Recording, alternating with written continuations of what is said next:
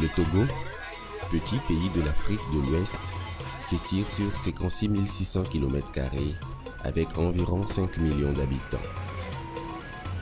Il se situe entre le Burkina Faso, le Bénin et le Ghana.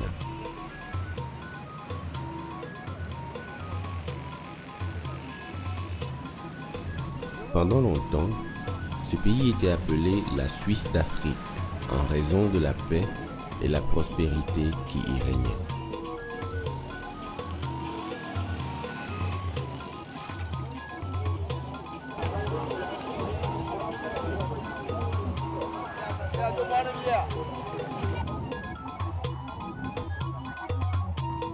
Sous la présidence du général Eyadema, militaire de carrière dans l'armée française, le Togo s'est fabriqué ce nom et constituait une destination privilégiée des touristes et hommes d'affaires désireux de découvrir l'Afrique.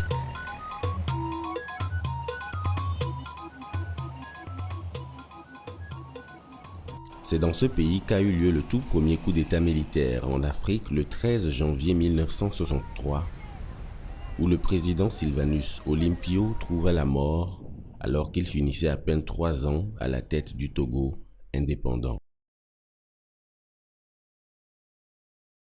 L'armée confie alors le pouvoir à Nicolas Gruniski. 4 ans plus tard, le 13 janvier 1967, le général Eyadema prend en main le destin du pays. Pendant 38 ans, les Togolais n'ont connu que cet homme charismatique.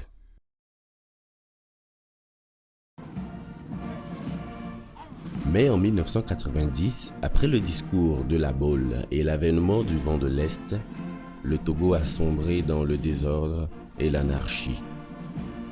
À partir de 1993, le pays est sevré de la coopération et de l'aide internationale pour déficit démocratique.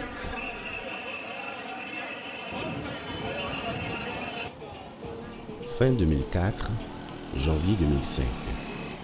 Le président mena toutes ses activités sans problème. Aucun signe de fatigue, pas même la plus petite faiblesse dans son travail, ni une quelconque inquiétude sur son état de santé. À part les rumeurs qui avaient circulé entre-temps dans la presse privée et sur les radios-trottoirs, que certains de ses déplacements à l'étranger étaient pour cause de maladie, aucun Togolais n'a jamais imaginé que leur président était malade. En visite en France, il assiste aux côtés de son ami Jacques Chirac et de ses pairs africains au 60e anniversaire du débarquement des Alliés en Normandie sur le porte-avions à propulsion nucléaire de Charles de Gaulle, fleuron de la marine nationale française. Ils ont à jamais mêlé leur sang au nôtre. Nous sommes rassemblés pour rendre hommage à tous les combattants de cette épopée héroïque. Aux anciens combattants présents aujourd'hui. Revenu à Lomé, il reçoit certains de ses pairs et de ses hôtes de marque. Il assiste au défilé militaire et civil le 13 janvier 2005, qui était le 38e anniversaire de sa prise de pouvoir.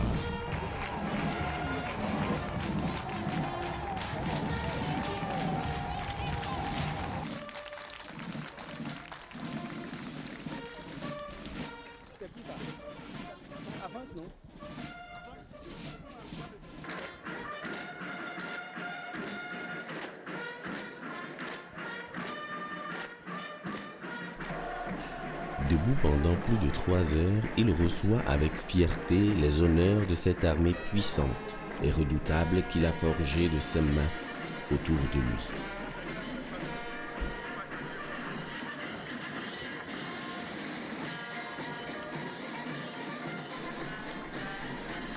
En février 2005, alors qu'il venait de prendre activement part au sommet des chefs d'État et des gouvernements tenus à Abuja, Gnassingbé Eyadema rentre au Togo.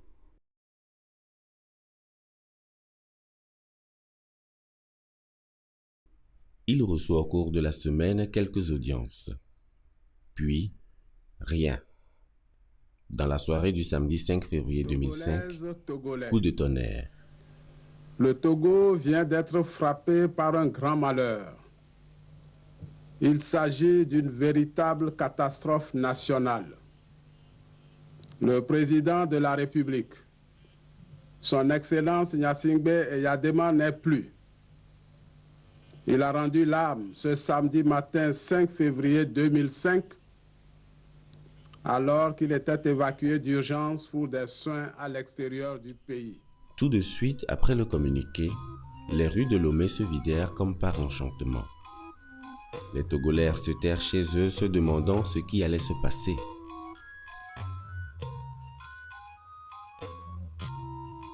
La mort du président de la République survient au moment où personne ne s'y attendait. Ni l'opposition, ni ses plus proches collaborateurs, ni l'armée. Le pays est subitement plongé dans un vide institutionnel grave.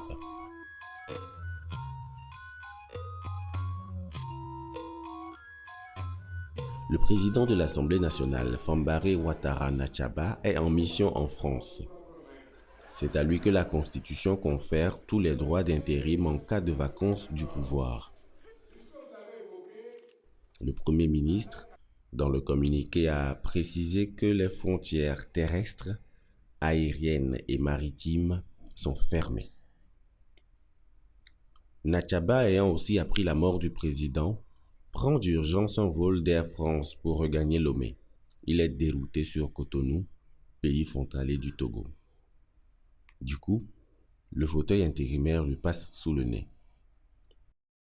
Les officiers des forces armées togolaises décident de prendre leurs responsabilités face au vide institutionnel constaté à la tête de l'État. Les forces armées et de sécurité veilleront à ce que l'ordre, la sécurité et la paix règnent sur toute l'étendue du territoire national. À cet effet, les forces armées togolaises se trouvent à l'évidence que la vacance du pouvoir est totale. Le président de l'Assemblée nationale étant absent du territoire national. Pour ne pas laisser perdurer cette situation, les forces armées togolaises ont décidé de confier le pouvoir à M. Faure Gnassingbé à partir de ce jour. Fait à Lomé le 5 février 2005, les forces armées togolaises. Nous, forces armées togolaises, vous reconnaissons comme président de la République et vous prêtons serment. Nous déclarons vous servir loyalement à partir de cet instant.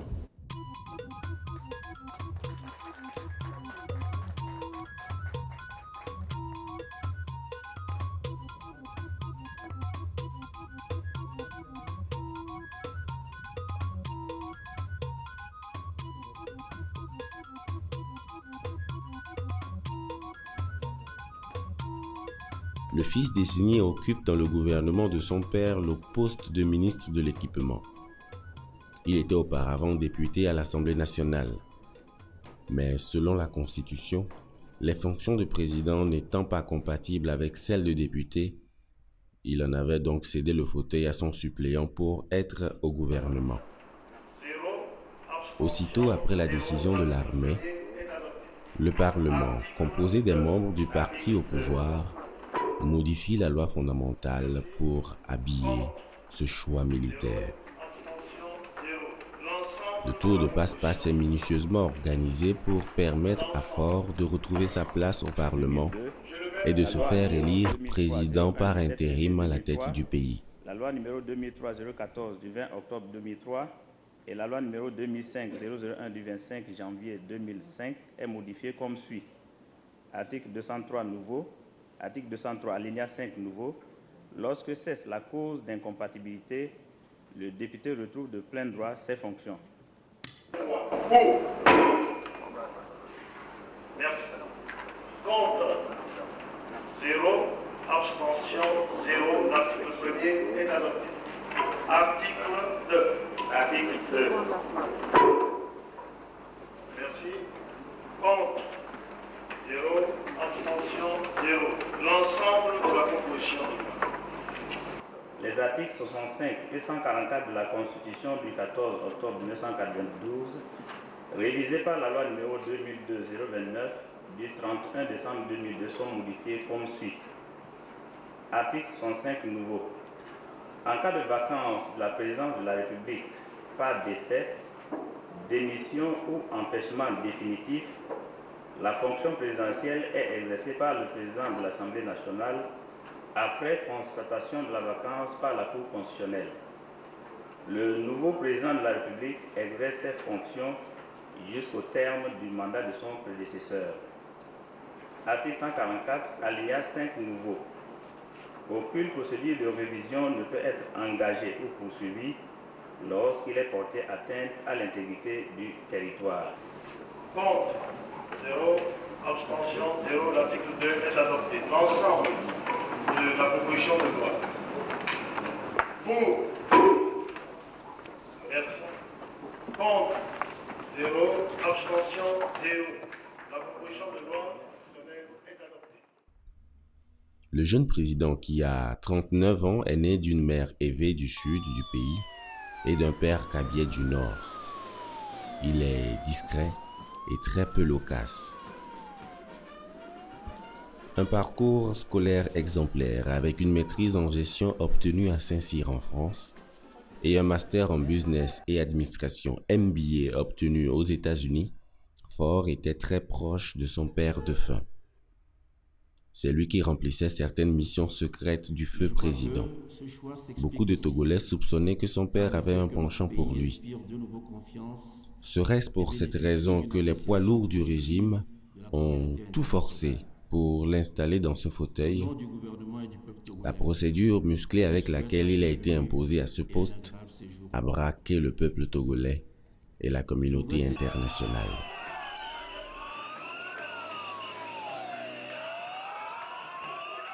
Aujourd'hui, nous devons faire confiance au peuple togolais et aux très nombreux patriotes qui sont au sein de l'armée togolaise et à Faure lui-même pour arrêter cette aventure sans issue. Il y a un schéma qui est mis en œuvre, il faut le dire, par des mercenaires d'un genre nouveau, qu'on dit constitutionnalistes, voulant nous faire croire, Faure n'a qu'à rester, il va faire des élections propres, il va ouvrir, mais il n'en est pas capable.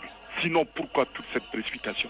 Il va être là pendant les 2 mois pour rester président. Il faut dire les choses par leur nom. Et Faure demande à ce qu'on lui fasse confiance. Il prête serment. Quelqu'un qui a violé une constitution la veille, il dit « je jure par la constitution », vous y croyez? Qu'est-ce qu'il a donné comme preuve depuis 7 ans pour qu'on lui fasse confiance? Faure doit partir, c'est ce que tout le monde demande aujourd'hui.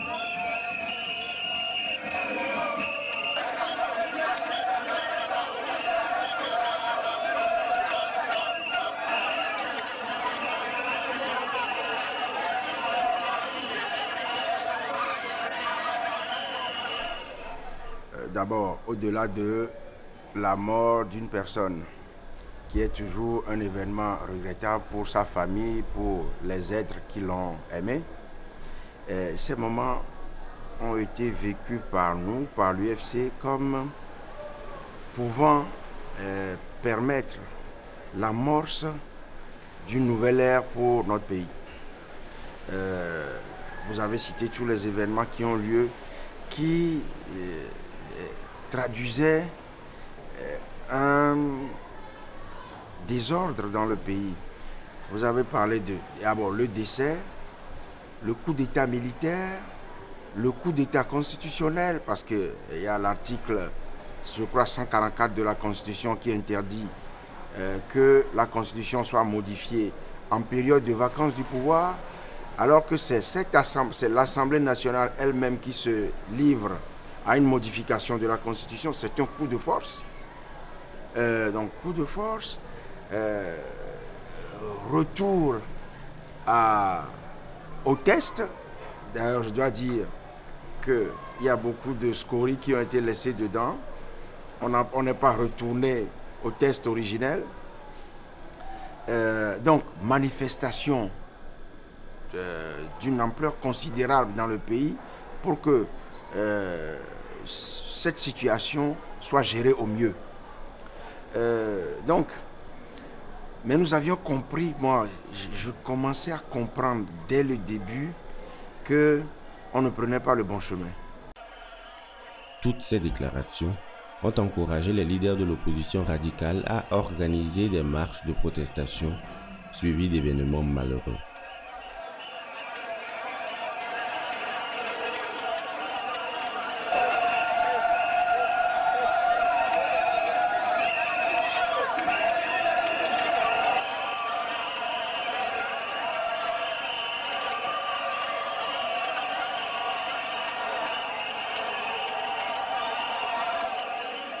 Depuis le 30 décembre 2002, on doit être à la 3e modification.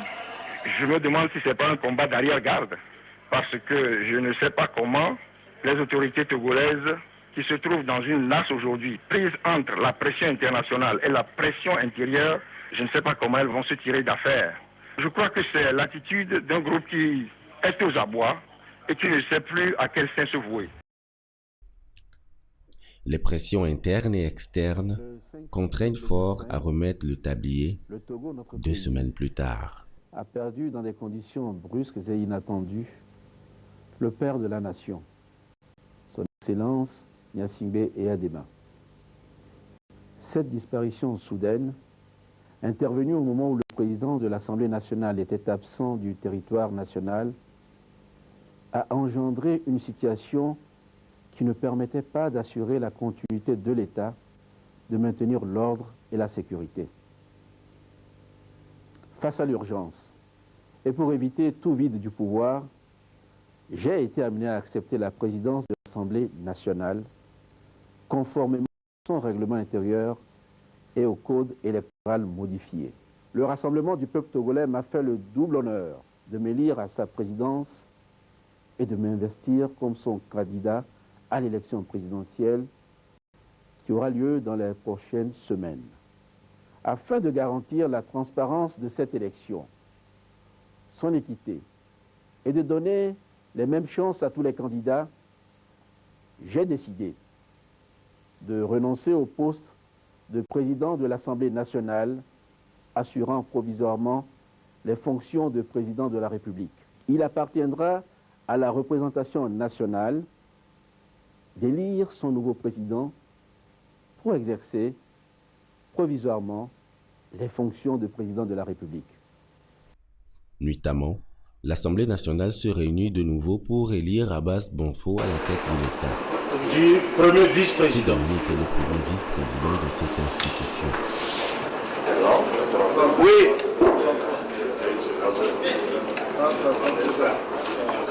Monsieur collègue, Au lendemain de cette démission, une marche de soutien est organisée pour faire une démonstration de force.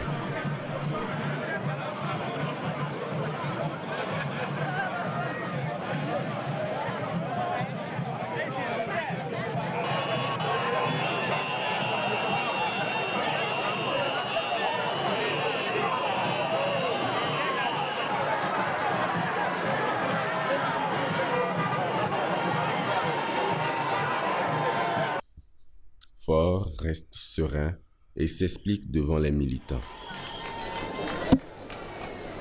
Militantes et militants du Rassemblement du peuple togolais, c'est une joie, un réconfort pour moi de vous voir sortis si nombreux ce beau matin, au lendemain même d'un double événement.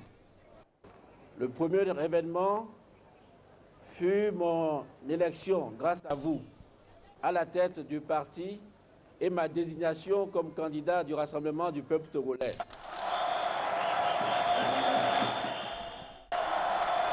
Le même jour, la coalition des partis de l'opposition était aussi en marche de protestation en revendiquant toujours le retour total à la légalité constitutionnelle.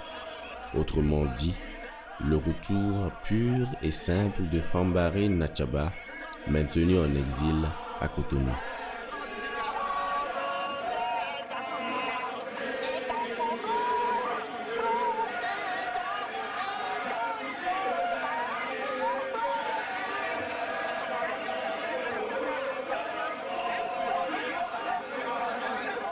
Ce dernier sort de son silence et dénonce à son tour le tripatouillage de la Constitution. Je trouve qu'il est scandaleux que l'on piétine la Constitution qu'on s'est donnée. Je suis le président constitutionnel du Togo à la date du 5 février, quand mon avion a été détourné sur Cotonou. Si je n'ai rien dit, c'était pour donner la chance aux différentes médiations et surtout à l'action des chefs d'État de la CEDEAO pour essayer de trouver une solution à la crise ouverte. Je condamne fermement cette façon de faire et de mettre notre pays sur la voie de l'aventure. Le fossé entre les acteurs politiques est particulièrement grand. Chaque parti se campe sur sa position. Le RPT est désormais résolu à respecter la Constitution et à organiser des élections coûte que coûte dans les délais de 60 jours, conformément à la Constitution. L'opposition reste déterminée à faire échouer le processus qui lui paraît trop précipité, vu l'état de déliquescence dans lequel se trouve le pays.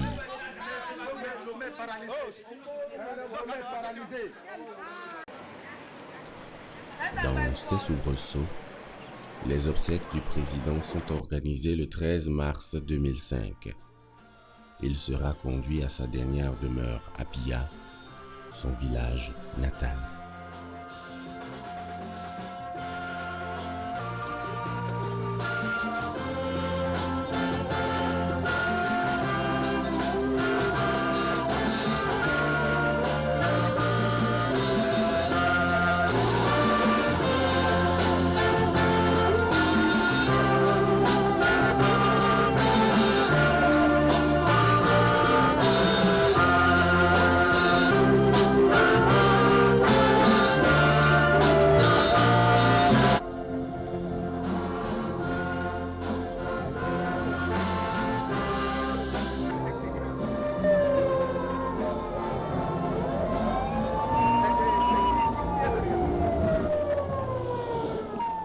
Le deuil n'a duré que quelques jours. Le différend persiste et la tension monte.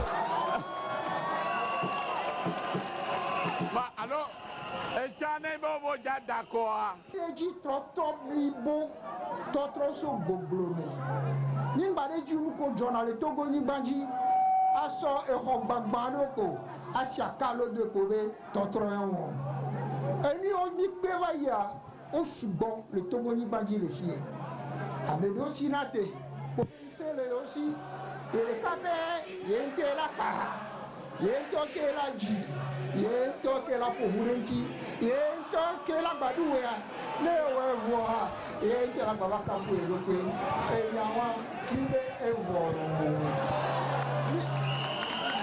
Ni le grossia, nous ketia, ni a envie à Bonibon.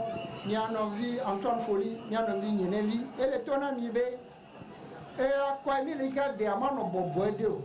Nous qui a douké mes mille à pata, pas de doué béni, quand la trongueur, et nous blairons les bêtes de méname. Va deviner comme les, et moi dit qu'un bon ébéa, et bien faut, ne coucou, viola d'aqua quello, ne mi to agomea, bébilania le que a dormi le douloiro, mais nous subons les blés, ni à nos vidéos. Be akomelo e akokemi da na nukware le mea no so apa alofareka ke won amewu ko nya mebe oto a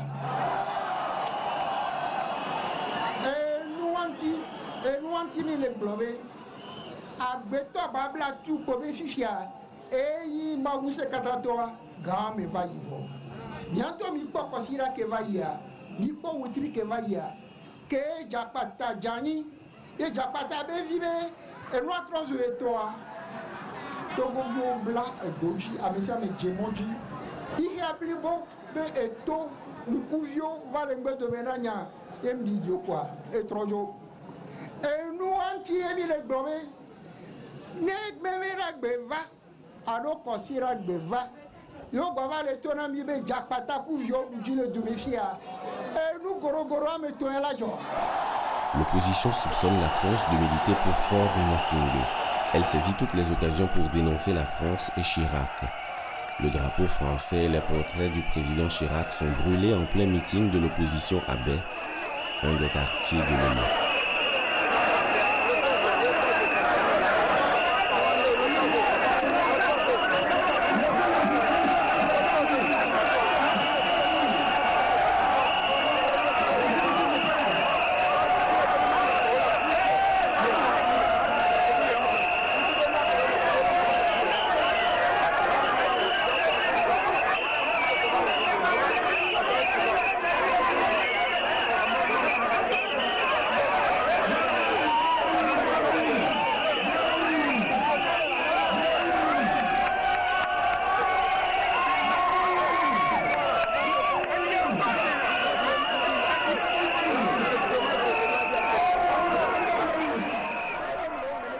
Communauté des États de l'Afrique de l'Ouest dépêche à Lomé une délégation de haut niveau afin de dénouer la crise.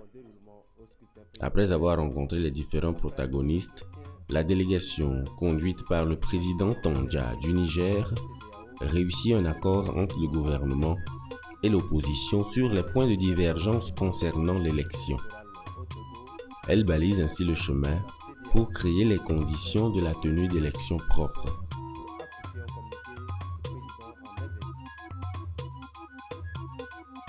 La CEDEAO souhaite absolument que les autorités sécurisent les opérations électorales. Et je sais que les autorités y sont déjà préparées. Mais nous ne cesserons pas d'insister parce que la sécurité est importante. C'est l'un des objectifs que la CEDEAO nous a fixé ici au Togo. Lorsque vous sortez dans la ville de Lomé, la sécurité est assurée. La population vaque librement à ses activités et que la sécurité au sens classique du terme est assurée. La CENI mettra tout en œuvre afin que le scrutin se déroule dans la régularité, en toute transparence. Le vote est prévu pour le 24 avril 2005. 2 jours avant le scrutin, le ministre de l'Intérieur et de la Sécurité, cheville ouvrière dans l'organisation de l'élection, jette le pavé dans la mare par une conférence de presse au cours de laquelle il demande la suspension du processus qu'il qualifie de suicidaire. Les conditions politiques d'une élection qui réconcilie le Togo avec lui-même sont loin d'être remplies. Les passions sont exacerbées et la campagne électorale a été émaillée de violences jamais rencontrées dans l'histoire électorale de notre pays. De sources concordantes, les risques de dérapage sanglant de ce scrutin à l'issue incertaine sont réels et même actuels.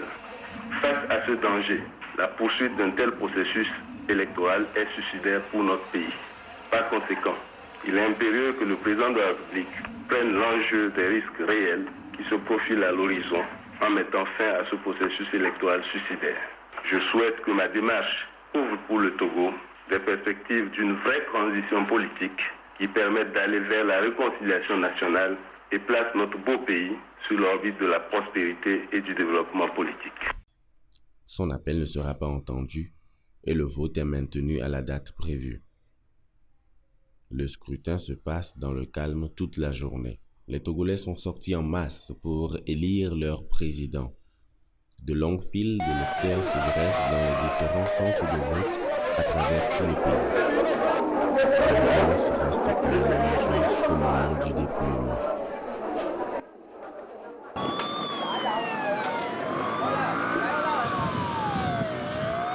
À la fin du scrutin, des troubles et des contestations sont organisés à travers Lomé et certaines villes de l'intérieur. Les dissensions, la méfiance et des propos belliqueux entre différentes tendances persistent.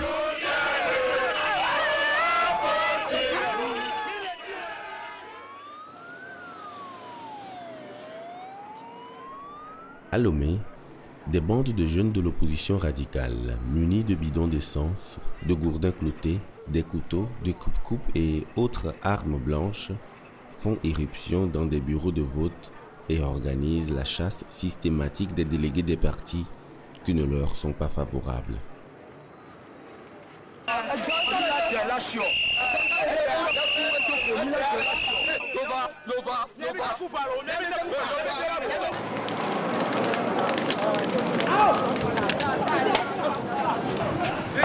Les agents de la force spéciale chargés de superviser le scrutin sont pris à partie et leurs armes arrachées.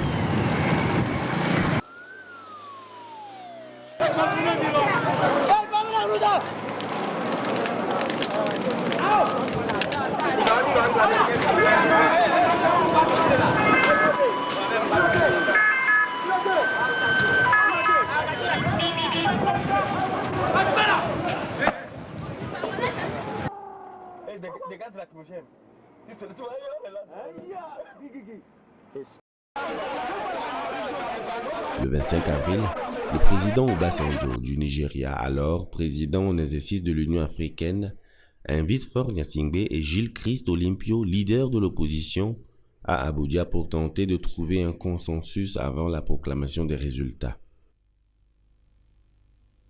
Le mardi 26 avril, la Commission électorale nationale indépendante, CENI, donne les résultats provisoires du vote. Gnassingbé Faure, 55 227, soit 67,56%. Akitani Bob, 26 200. Sur les 4 candidats en course pour le fauteuil présidentiel, Faure Gnassingbé est proclamé élu avec 60,21%.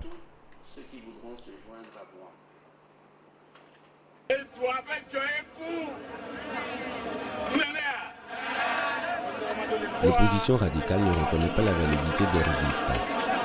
Elle invite de nouveau ses militants à la révolte et à la résistance pour revendiquer la victoire.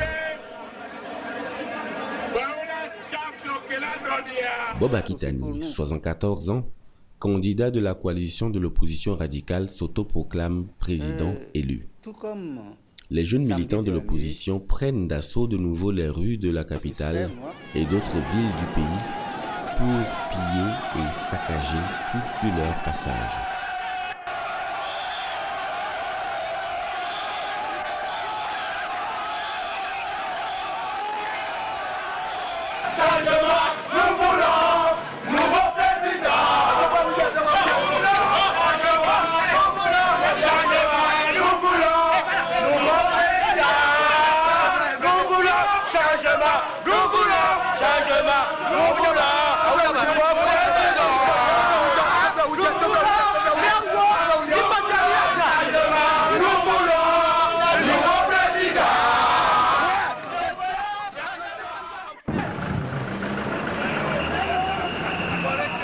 Ces sorties se heurtent à la descente musclée des gendarmes, des policiers, des militaires et des jeunes militants du régime.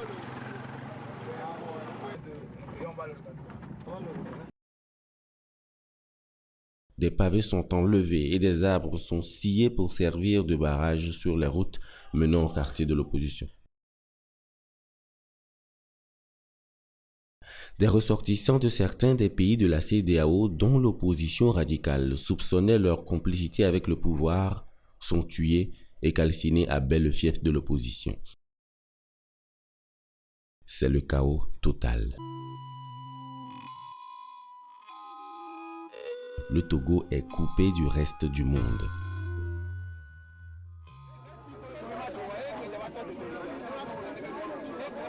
Les victimes des violences et les violations graves des droits de l'homme sont dénoncées.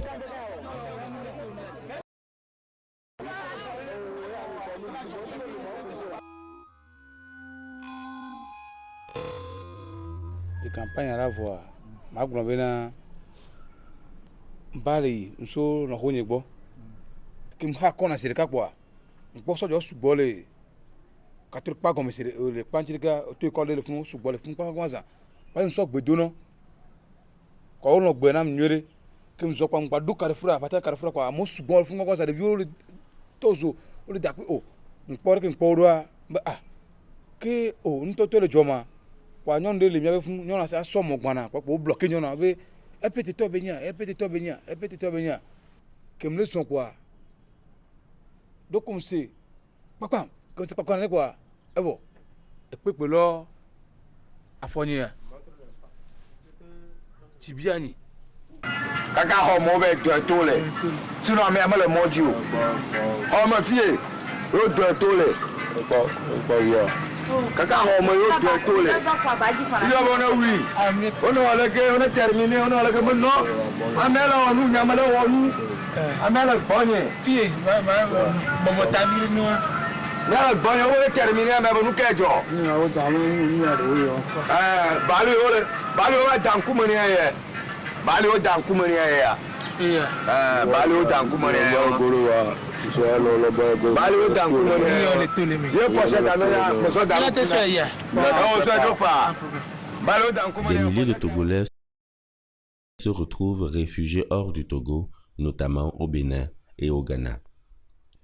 Malgré ces contestations, la CEDEAO parrain du processus électoral, valide le scrutin et trouve qu'il a globalement répondu aux normes internationales de vote. Communiqué conjoint des missions d'observation du scrutin présidentiel du 24 avril 2005 au Togo. Le scrutin a enregistré une forte affluence des électeurs dans les bureaux de vote. Les électeurs ont accompli dans le calme et la sérénité leur devoir électoral.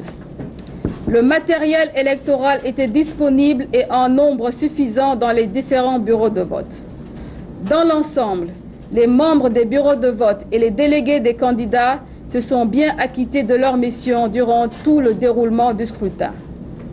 Néanmoins, les observateurs ont relevé des anomalies et insuffisances au niveau de certains bureaux de vote, notamment le démarrage tardif du vote, le non-affichage des listes électorales, l'insuffisance des bulletins de vote, la difficulté de retrouver les noms de certains inscrits sur les listes électorales manuscrites.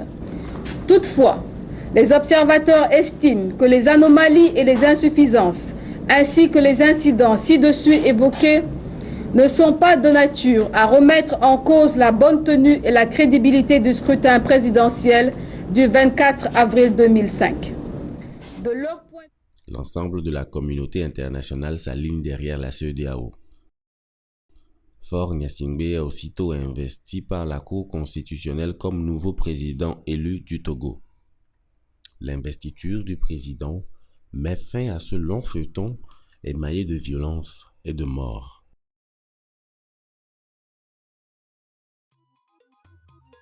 Toutes les tentatives du président Faure pour que les partis de l'opposition soient dans le premier gouvernement échouent. 3 années plus tard, l'eau semble avoir coulé sur le pont. Tous les acteurs politiques ont pris le pari depuis le 20 août 2006 de s'unir autour d'un accord politique dénommé Accord politique global. Cet accord définit les pistes majeures d'une sortie définitive de la crise au Togo.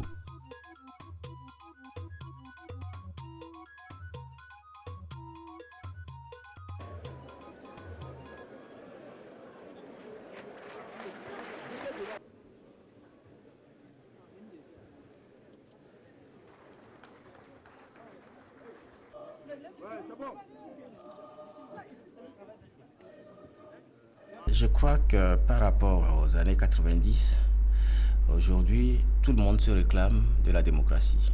Et je pense quand même que c'est un progrès très important. Et il ne faudrait pas que la démocratie soit encore perçue par certains comme un risque. Et nous essayons de démontrer que nous pouvons passer d'un régime à parti unique à un régime démocratique sans que ce ne soit un danger pour qui que ce soit. Mais aussi, il ne faudrait pas que certaines catégories sociales ou ethniques se sentent défavorisées ou brimées.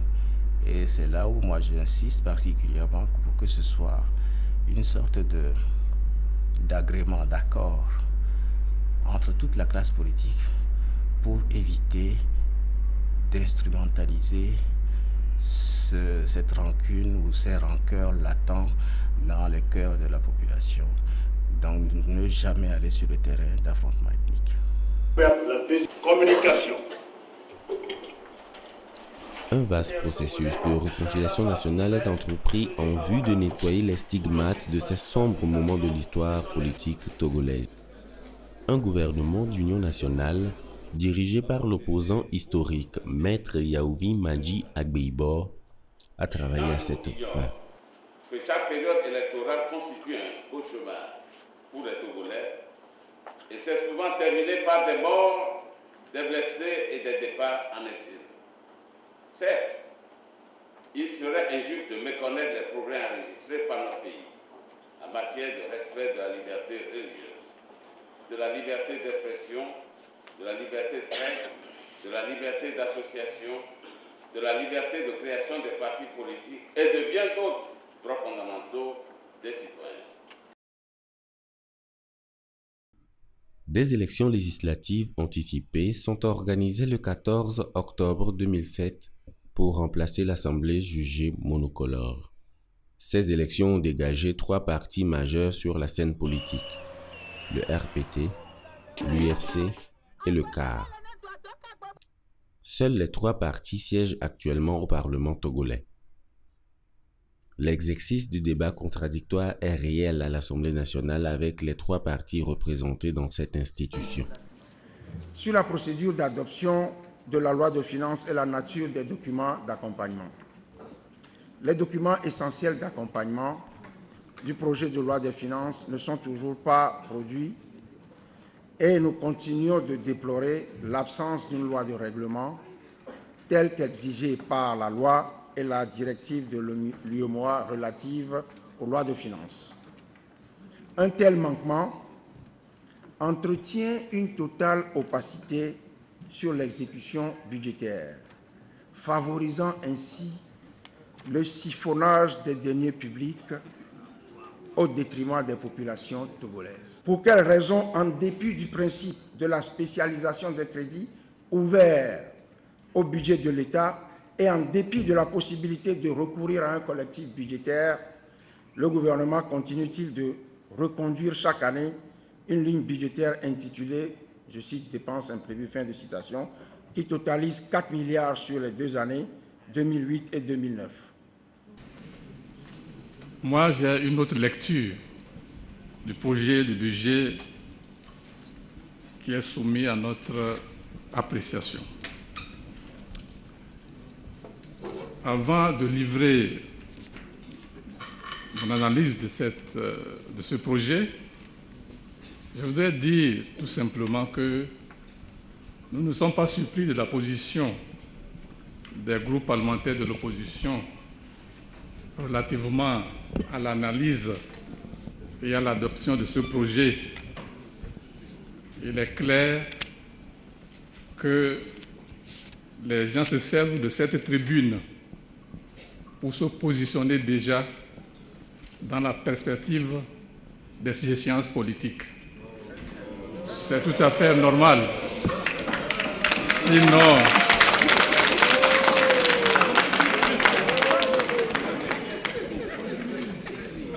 je crois quand même que les camarades doivent un minimum de courtoisie à notre groupe, ce que nous avons fait vis-à-vis d'eux. Sinon, je ne crois pas que ce soit normal qu'on entende ces rumeurs-là. Mais sinon, comment comprendre l'acharnement que nous avons constaté ici? Les critiques, les thèmes qui sont développés ici ne sont pas porteurs. Nous verrons bien quand les choses sérieuses vont commencer. Ce nouveau contexte est la résultante d'une démarche tactique du président togolais Faure Gnassingbé, des leaders politiques et de la communauté internationale. À la place des propos insurrectionnels et haineux, les messages de paix et de réconciliation sont en train de prendre le pas. Le président togolais a mis du temps pour arriver à ce résultat. Aujourd'hui, son régime tourne résolument les yeux vers le redressement économique du pays.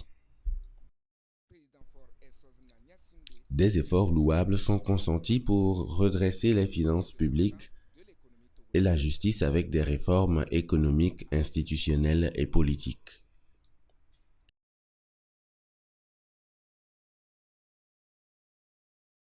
Mais, avec la saison des pluies, les infrastructures routières ont souffert et certains ouvrages ont sauté, rendant ainsi complexe le trafic routier déjà dégradé. Les inondations ont délogé des milliers de Togolais pratiquement sur toute l'étendue du territoire. Des hectares de culture ont été emportés. Comme si les catastrophes et les souffrances qui sapaient les efforts du gouvernement ne suffisaient pas, la flambée des prix des produits pétroliers a durement éprouvé la population.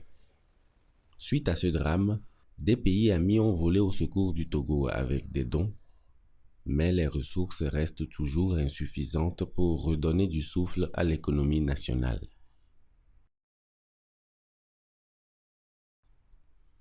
Le pays a initié avec l'appui de l'Union européenne Une table ronde des bailleurs à Bruxelles les 18 et 19 septembre 2008 en vue de mobiliser davantage des ressources qui serviront à reconstruire le pays.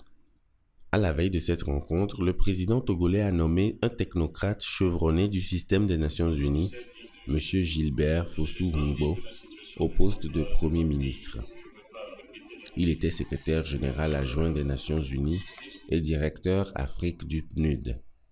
Son gouvernement, composé de 27 membres, se présente comme une équipe de combat qui a plusieurs défis à relever. La communauté internationale est satisfaite des efforts consentis par le président, le Premier ministre et le gouvernement pour résoudre les maux dont le pays souffre. Le féliciter d'abord pour son choix judicieux dans la personne de son Premier ministre, qui est venu à la conférence des donateurs à Bruxelles démontrer de manière tout à fait éclatante que ce pays est sur la bonne voie, que ce gouvernement a aujourd'hui un programme très crédible, dans lequel nous croyons, que ce programme a indiscutablement convaincu les donateurs et les bailleurs de fonds qui se sont mobilisés et qui vont se mobiliser.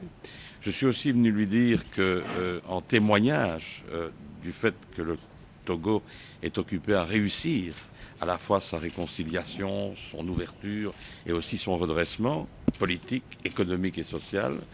Par exemple, ce que ceux qui me connaissent le savent, depuis le début, moi j'ai fait le pari de faire confiance au président, à son équipe et à la classe politique togolaise et à la population togolaise. Je sais que la population togolaise est impatiente de voir des changements. Le changement est amorcé. Il faut maintenant réussir, transformer ce qui est encore une grande ambition en réalité. Il faut transformer les incertitudes.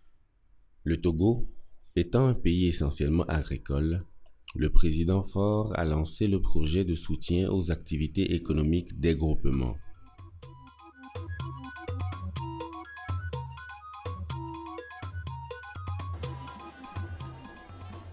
Malgré toutes ces actions nobles et posées avec bonne foi, les Togolais et la communauté internationale ont les yeux rivés sur la préparation dans de bonnes conditions de l'élection présidentielle prévue pour avril 2010.